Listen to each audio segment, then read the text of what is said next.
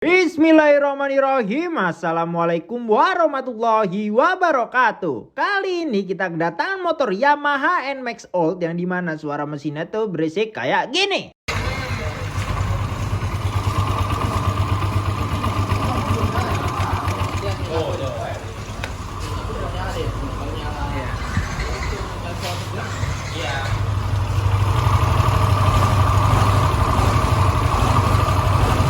Gas.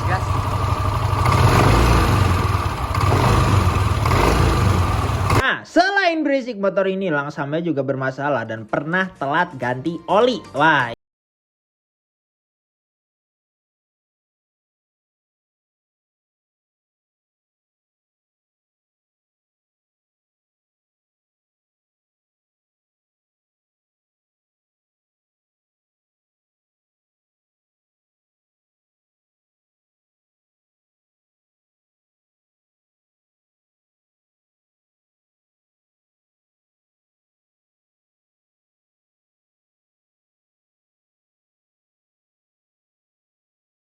Kita lakukan pembongkaran pada bodi-bodinya terlebih dahulu. Dan ini dia gambaran ketika bodi-bodinya sudah tercopot ya gengs ya. Terus mari kita lakukan pencopotan juga pada bagian knalpotnya terlebih dahulu. Setelah itu mari kita lakukan pencopotan pada bagian throttle bodinya. Dan mari kita analisa keburikannya. Untuk throttle bodinya ini udah burik parah guys. Sampai-sampai keburikannya ini nyumbat lubang ISC-nya. Nah, sumbatan inilah yang menyebabkan motornya nggak bisa langsam. Minimal memandi men. Intake-nya sama baik. Sama-sama burik ya dadek. Terus untuk kondisi water pumpnya ini burik parah. Ini dikarenakan telat ganti oli ya gengs. Tapi untuk fungsinya mah masih aman aja. Langsung saja mari kita lakukan pembongkaran bagian permesinannya gengs. Mari kita lakukan pencopotan pada kop headnya terlebih dahulu. Dan ternyata mesinnya burik seadanya. Terus mari kita lakukan pencopotan pada head dan blok ya. Dan mari kita analisa part permesinannya satu persatu. Untuk kondisi headnya ini udah burik parah. Ini dikarenakan telat ganti oli ya gengs. Lanjut. Untuk kondisi businya ini udah capek. Agak lu ganti mah kebangetan men. Terus untuk kondisi tonjokan ketengnya ini aman ya dadek.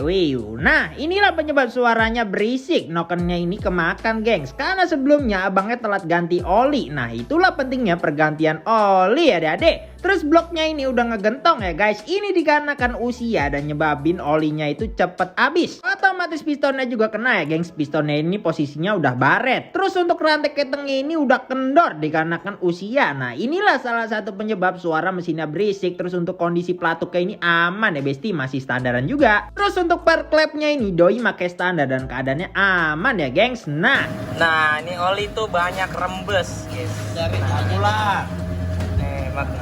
ini gara-garanya tuh dia dari karet headnya nih udah capek, udah kaku, udah kayak kanebo kering dah tuh, patah. Iya, patah kayak kerupuk. Nah ini dia guys. Ini udah capek ini. Jadi mengakibatkan tadi tuh pada bocor di headnya, di bagian kop head. Tuh ya.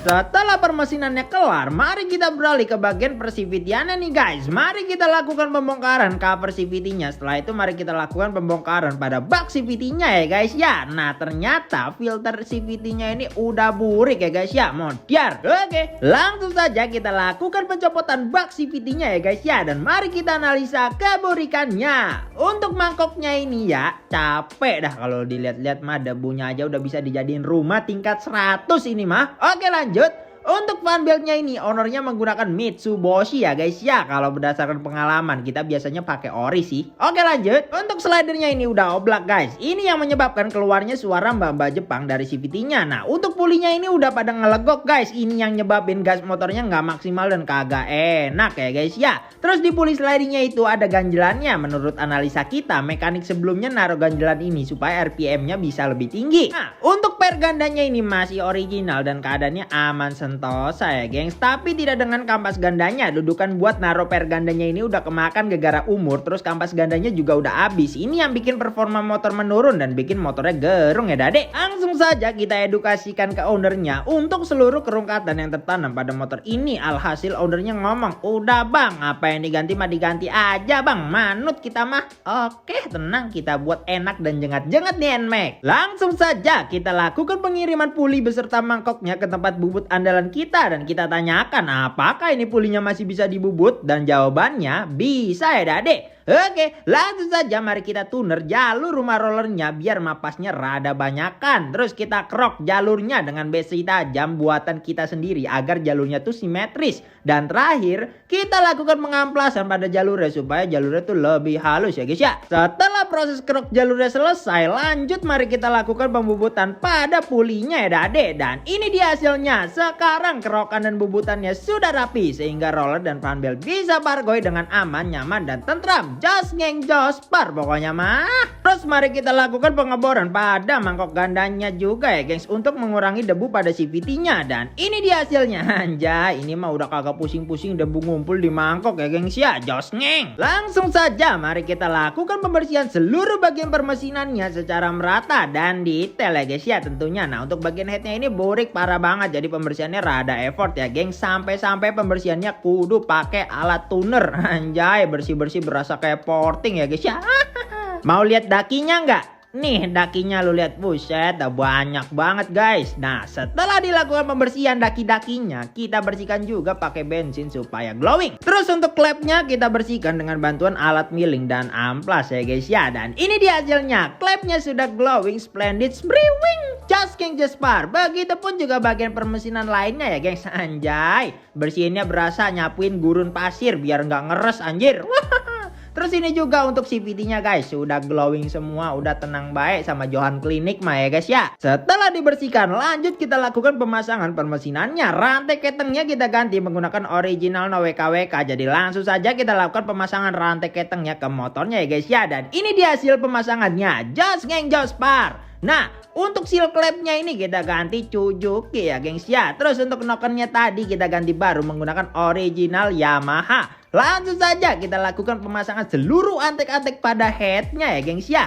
Dan ini dia gambaran setelah headnya sudah terpasang dengan baik. Jos geng jos par. Untuk piston kitnya ini kita ganti menggunakan original Yamaha ya gengs. Langsung saja mari kita lakukan perakitan pada si pistonnya. Setelah terakit langsung saja kita lakukan pemasangan pistonnya ke stang sehernya ya dade. Terus untuk blok yang ngegentong tadi kita ganti baru menggunakan blok original Yamaha nih gengs. Lanjut saja kita lakukan pemasangan blok barunya nih besti. Terus untuk packing head barunya ini kita ganti menggunakan original Yamaha. Langsung saja mari kita lakukan pengeleman packingnya menggunakan pilok packing ya dade. Setelah dipilok langsung saja mari kita lakukan pemasangan packingnya nih besti. Lanjut kita lakukan pemasangan head yang sudah terakit tadi nih besti. Tidak lupa kita lakukan pengencangan kaki-kaki pada headnya dengan menggunakan kunci torsi supaya presisi nih besti. Terus kita pasangkan juga gigi sentriknya nih besti. Selanjutnya kita lakukan pemasangan tonjokan keteng yang lamanya ya besti. Terus setelah semua permesinannya terpasang, tidak lupa kita lakukan penyetelan pada klepnya nih besti. Jangan kekencangan maupun kekendoran. Setelah dirasa semuanya aman, langsung saja kita lakukan pemasangan pada kop headnya nih besti. Nah untuk businya ini kita ganti baru pakai merek ngek andalan Mamang. Langsung saja kita lakukan pemasangan busi barunya. Ya Allah tetangan burik banget. Tidak lupa kita kencangkan businya ya guys ya.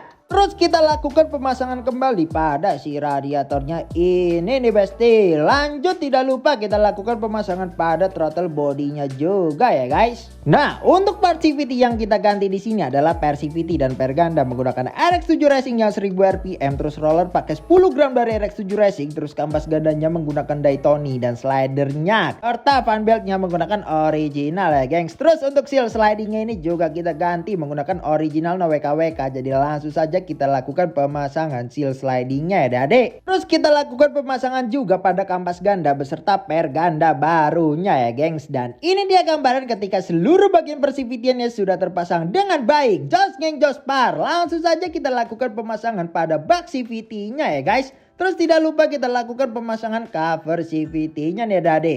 Lanjut kita lakukan pemasangan juga box filternya. Sekalian kita buka juga untuk melihat keadaan filternya. Dan ternyata filternya, ya burik ya. Ganti bos, ganti. Langsung saja kita ganti baru filternya original no WKWK. Langsung saja kita lakukan pemasangan filter barunya. Lanjut kita lakukan pemasangan knalpotnya dan kita cek part-part pendukung lainnya ya guys. Dan ternyata kabel gasnya ini udah robek ya guys. Ini dikarenakan faktor usia. Kalau ini dibiarin bisa nyebabin gasnya motor tuh seret sehingga bikin gas nggak bisa balik ya Dade. Ya lemes Dade. Langsung saja kita ganti baru kabel gasnya menggunakan original no WKWK. Dan sekarang gasnya sudah normal kembali. Jos geng Jospar ya Dade. Lanjut mari kita lakukan pengurasan olinya terlebih dahulu. Olinya juga udah burik banget ya guys ya. Kita ganti menggunakan Federal Racing andalan kita. Langsung saja kita tuangkan oli barunya dan ini dia. Cur. Oke lanjut. Mari kita lakukan juga pengurasan pada oli gardannya ya Dade. Kita ganti menggunakan Yamalube ya Dade. Langsung saja kita lakukan penuangan oli gardannya ya gengs ya. Terus tidak lupa kita lakukan pengisian air radiatornya kembali nih Besti. Dan mari kita cek sound. Ini FM ini. Dulu cek sound dulu baru masuk. Gas-gas lah.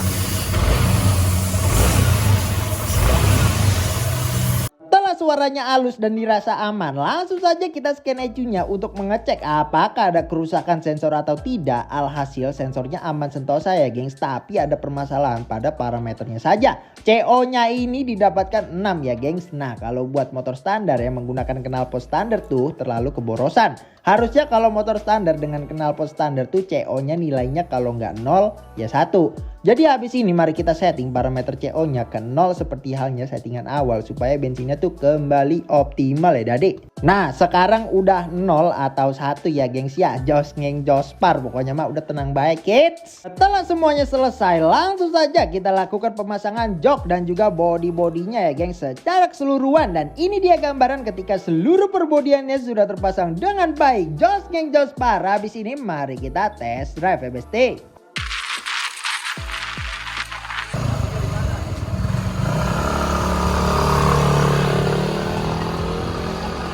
Oke guys, untuk total reparasi motor ini secara keseluruhan beserta layanan beserta penggantian partnya itu menghabiskan budget sekitar 3 juta pas ya guys ya. 3 juta pas lu benerin kayak gini. Makanya ganti oli tuh yang rajin, jangan pelit-pelit apa ya Allah, timbal gocap sebulan aja gocap itu mah ibarat kata buat maintenance motor aja udah oli gitu. 3 bulan sekali servis besar kalau lu udah malas batu 3 bulan sekali lah servis besar. Kalau misalkan mau enak ya sebulan sekali servis besar gitu. Udah penting mah oli gitu ya, jangan telat pokoknya oli mah. Ya kayak gini dah, daripada lu bayar 3 juta ya kan, mending ganti oli sebulan gocap udah gitu ya kan. Ya udah daripada habis 3 juta ya kan. Ya oke, mau dibuat konten apa ke depannya? Komen di bawah ya. Jangan lupa like, komen, dan share dan juga subrek ya. Dan nyalakan loncengnya supaya lu pada tahu pas gua lagi upload video Jos ngeng Jospar gua. Lalu klik loncengnya, gua gedik lu. Thanks for watching dan salam Jos ngeng Jospar. Wassalamualaikum warahmatullahi wabarakatuh.